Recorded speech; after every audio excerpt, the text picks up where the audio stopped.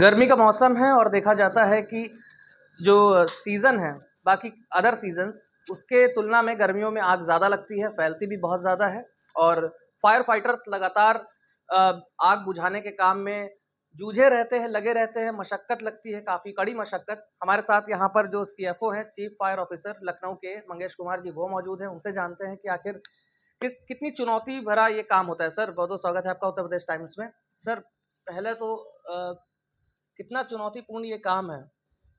देखिए, काफ़ी टफ काम है क्योंकि आग लगने के लिए 3 चीज़ें का होना बहुत ज़रूरी है। एक तो आपका फ्यूल और दूसरा जो है ऑक्सीजन और तीसरा टेम्परेचर। टेम्परेचर आप देख ही रहे हैं कि आप लगभग 40 के करीब पहुंचने वाला है और एनवायरनमेंट में एयर है ही, हमारे ऑक्सीजन अवेलेबल है ही। और फ्यूल फ्यूल आप देखे होंगे आजकल जो है गाँवों में जो खेतों में जो गेहूँ की जो आग है, वो लगातार बढ़ती जा रही है। तो फ्यूल अवेलेबल है ही, फ्यूल तो हर जगह अवेलेबल है, आप जिस इस कमरे में बैठे हुए हैं सारा फ्यूल ही फ्यूल है। तो ये 3 कारण हैं जो है आग लग इन तीनों चीज़ों के मिलने की वजह से जो है आग लगती है और इन तीनों चीज़ आग बुझाने का तरीका भी इसी के ऊपर डिपेंड है।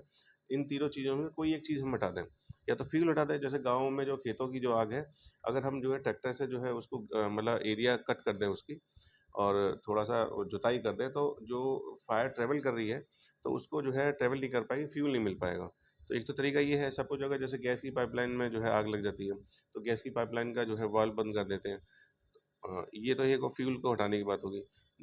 और एक टेम्परेचर कैसे कम कर सकते हैं, जैसे हमारी गाड़ी जाती है तो पानी डालती है, तो पानी डालती है तो टेम्परेचर कम होता है, तो उस वजह से भी आग बुझती है। किस तरह से आप टाइम मैनेजमेंट करते हैं पूरा ये? देखिए, ये तो बहुत पहले की बात थी, जब से हमारी टेक्नोलॉजी काफ़ी हाई हो गई है, व्हाट्सएप और सोशल मीडिया चलने लगे हैं। तो आपकी जानकारी के लिए बता दूँ कि हमने एक व्हाट्सएप ग्रुप बनाया हुआ है हमारे फायर सर्विस उसमें। तो जैसे ही कोई मैसेज आता है तो उसमें आप जो है सेंड कर देते हैं और तुरंत गाड़ी रवाना हो जाती है। जिस चौक से, मतलब जो चौराहे से गाड़ी जाती है, तो वॉइस मैसेज हमारे लोग कर देते हैं कि हमारे इस चौराहे से निकल रहे हैं, और उसकी कोई मान लो वो जगह किसी जाम में फंसे हुए हैं, तो उस जाम में फ़ोटो खींच देते हैं गाड़ी में से, और घटनास्थल पर पहुँचकर वो लोग जो है वहाँ की जो है फ़ोटो खींच देते हैं। तो उससे ये पता लगता है कि हमारी गाड़ी कितने बजे यहाँ से गई है और कितना समय उसको पहुँचने में लगा है। दूसरा, जो कॉलर से बात करते-करते हमारे जो वॉच रूम है, वो जो है उससे करंट लोकेशन मँगा लेते हैं। तो उसमें करंट लोकेशन मँगा के फिर जीपीएस लगा के हम लोग आसानी से पहुँच जाते हैं।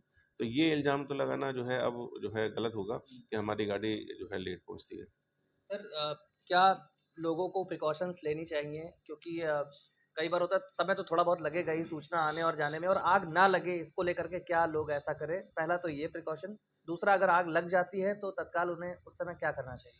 देखिए, आग लगे ही नहीं उसके लिए बहुत सारी सावधानियाँ हैं, और सावधानियाँ आप देख देखेंगे अपने जीवन में, हमें अपने जीवन में हर जगह सावधानी तो लेनी पड़ेगी।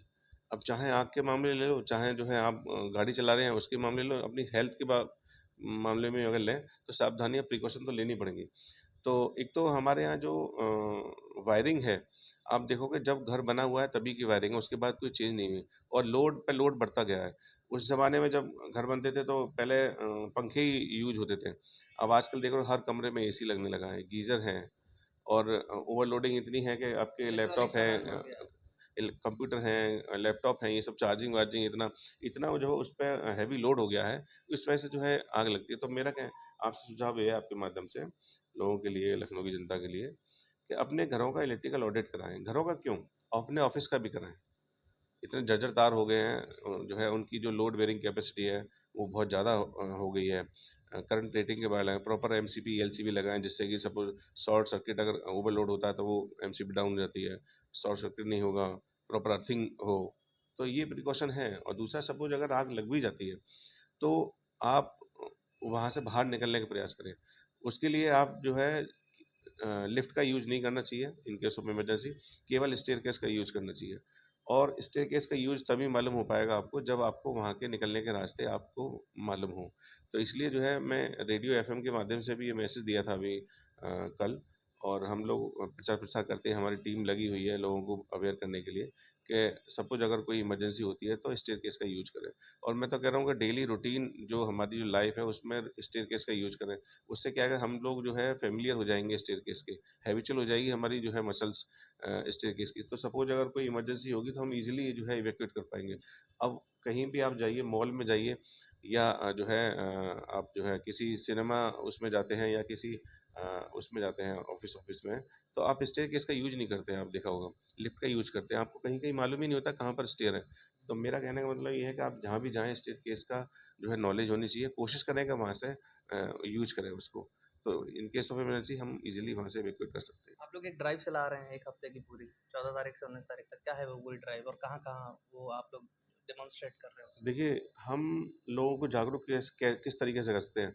हम समाचार पत्रों के माध्यम से कर सकते हैं, आजकल सोशल मीडिया है, उसके माध्यम से कर सकते हैं, डोर टू डोर जाकर कर सकते हैं, हम लोग ट्रेनिंग दे सकते हैं, हमारे स्टेशन पे बुलाकर ट्रेनिंग दे सकते हैं।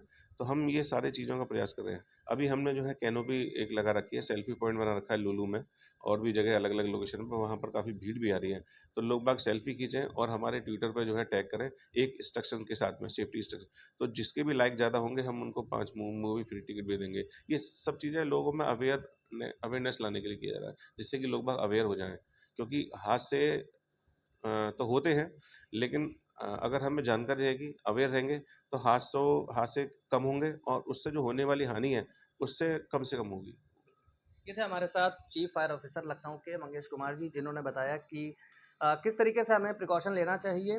वहीं एक ड्राइव भी चलाई जा रही है लखनऊ में, जहां पर सेल्फी पॉइंट बनाए गए हैं और आप भी जाइए, सेल्फी क्लिक करिए और अपना एक इंस्ट्रक्शन उसमें दीजिए और फ्री टिकट ले जाइए लखनऊ की तरफ से, जो फायर डिपार्टमेंट है उसकी तरफ से। योगेश मिश्रा, उत्तर प्रदेश टाइम्स, लखनऊ।